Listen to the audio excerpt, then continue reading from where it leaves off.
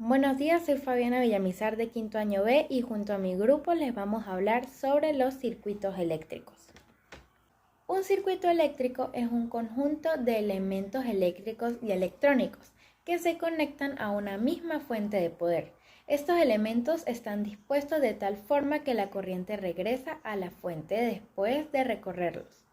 Entre los elementos de un circuito están, por ejemplo, los resistores, los condensadores, las bobinas, los circuitos integrados y los transitores, entre otros. Los más comunes pues son los resistores, los mal llamados resistencias. George Simon Ohm estudió la circulación de las cargas eléctricas a través de materiales conductores. Tenemos varios tipos de circuitos. Voy a explicarles en serie. Los elementos de un circuito están conectados en serie cuando solo hay un camino posible para que la corriente circule a través de ellos. Por lo tanto, si un elemento se desconecta, todo el circuito deja de funcionar. Como vemos en la gráfica 1, las líneas quebradas presentan los resistores. Observamos que están numeradas y se indican sus valores. S1 es el interruptor que acciona o detiene el funcionamiento del circuito.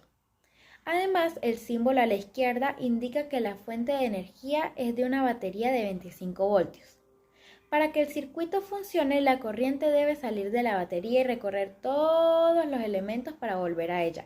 En este caso, si se retira un resistor, el recorrido no puede completarse. En un circuito en serie, la resistencia total es la suma de todas las resistencias.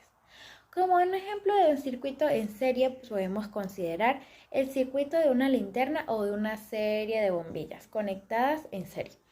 En este tipo de circuitos, la corriente eléctrica fluye a través de todas las bombillas, en la serie. Y si una bombilla se funde, el circuito se rompe y todas las bombillas dejan de funcionar.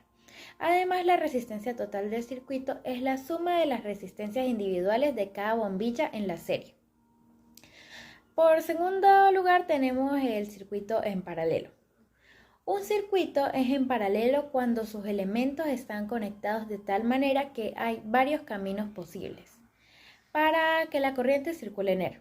Por lo tanto, si un elemento se desconecta, el resto del circuito que no depende del elemento desconectado sigue funcionando, al contrario del circuito en serie.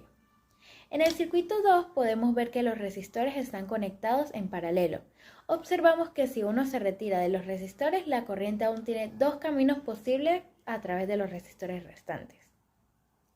En un circuito en paralelo, el inverso de la resistencia total es la suma de los inversos de todas las resistencias.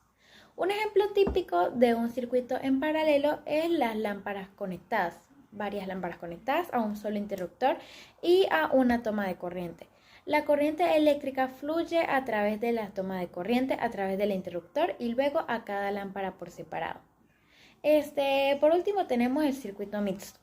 El circuito mixto es aquel circuito cuyos elementos están conectados en serie en algunos sectores del circuito y en paralelo en otros sectores del circuito.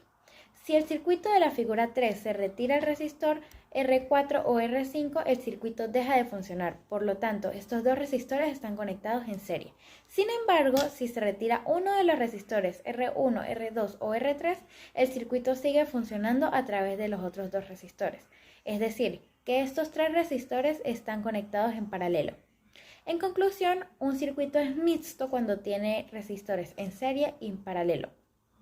En la práctica, la mayoría de los circuitos electrónicos y eléctricos son mixtos.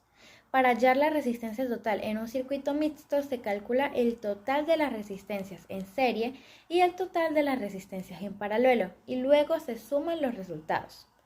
En los ejemplos de un circuito mixto tenemos, por ejemplo, las luces de un árbol de Navidad que están conectadas en un circuito mixto. Algunas se encienden al mismo tiempo, mientras que otras parpadean. Número 2 tenemos los sistemas de sonido de alta fidelidad que tienen circuitos mixtos para controlar el volumen y la frecuencia. De red eléctrica se refiere a la infraestructura de distribución de energía eléctrica, compuesta por una red de cables, transformadores y subestaciones eléctricas. La arquitectura de una red eléctrica puede ser radial, anillada o mallada, dependiendo de cómo estén conectados los elementos de la red y su capacidad de redundancia.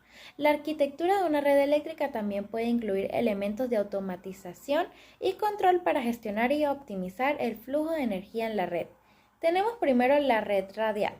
Se caracteriza por la alimentación de uno solo de sus extremos, transmitiendo la energía en forma radial a los receptores y el emisor. Además, presenta un cableado en sus partes.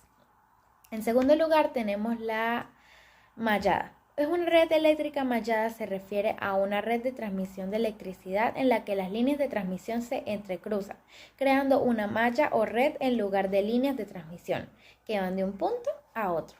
Esta configuración se utiliza para mejorar la estabilidad del sistema eléctrico y reducir el riesgo de cortes energéticos. Por último, tenemos la anillada. La red de distribución de energía eléctrica cuenta con múltiples circuitos interconectados en anillos, lo que mejora la fiabilidad y la capacidad de suministro de la energía eléctrica. Esta configuración permite una mayor flexibilidad y resiliencia frente a posibles cortes o averías de suministro eléctrico. Generación de electricidad es el proceso de producir energía eléctrica a partir de diferentes fuentes de energía primaria, como lo serían la solar, la eólica, la hidráulica, la nuclear, la térmica y entre otras. Esto se realiza a través de la planta de generación eléctrica, que convierten esta energía primaria en electricidad. Las plantas de generación eléctrica pueden utilizar diferentes tecnologías y combustibles para producir la electricidad. Por ejemplo, las centrales térmicas usan combustibles fósiles como serían el carbón, el petróleo o el gas, que es natural para generar vapor. Mientras que las plantas hidroeléctricas generan energía a partir del agua, que fluye a través de las turbinas. Sonido y electricidad. La transformación del sonido en electricidad y viceversa se refiere a la conversión de ondas sonoras en señales eléctricas y de señales eléctricas en ondas sonoras. Este proceso es posible gracias a la tecnología de los micrófonos y altavoces, que convierten las vibraciones del sonido en señales eléctricas y viceversa. En el caso de la transformación de sonido en electricidad, el micrófono recoge las vibraciones sonoras y estas las convierte en señales eléctricas, que estas luego se procesan y se amplifican para su posterior reproducción en un altavoz. Por otro lado, en la transformación de señales eléctricas en el sonido, el altavoz recibe las señales eléctricas y las convierte en vibraciones mecánicas, que generan ondas sonoras audibles para el oído. La electroacústica es una rama de la física. Esta se encarga del estudio, producción, transmisión, recepción de sonidos en diversos medios. Todo esto haciendo uso de la electricidad. Esta disciplina se enfoca en la interacción entre el sonido y los sistemas electrónicos y su aplicación en diversos campos, como serían la música, el cine, la comunicación, la medicina y entre otros.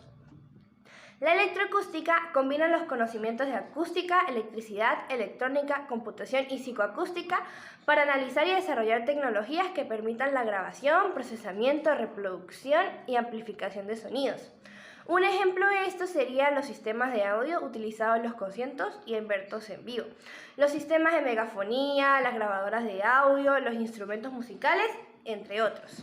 Bueno, y eso fue todo. Muchas gracias.